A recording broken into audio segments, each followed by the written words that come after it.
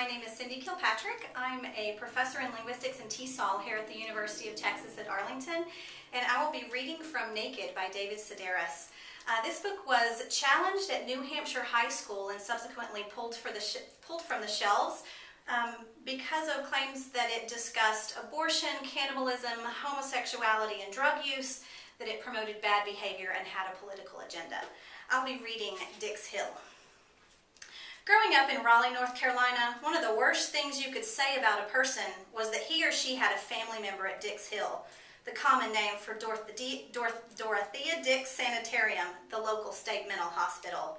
Designed by the same people who brought you Dreary Orphanage of Forsaken Children and Gabled House Haunted by Ghost of Hatchet Murderer, Dorothea Dix was a bleak colony of Gothic buildings perched upon a hilltop near the outskirts of town.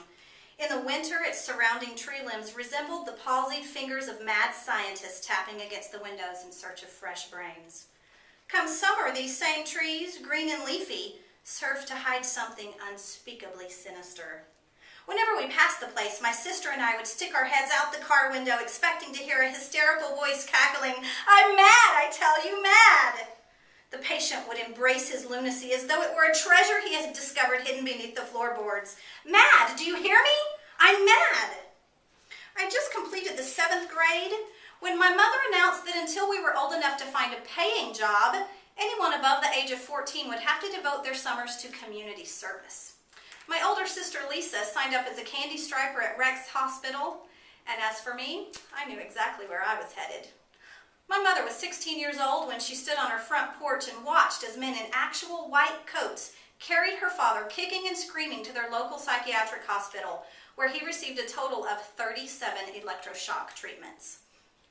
He'd been suffering from the DTs, a painful hallucinatory state marking an advanced stage of alcoholism.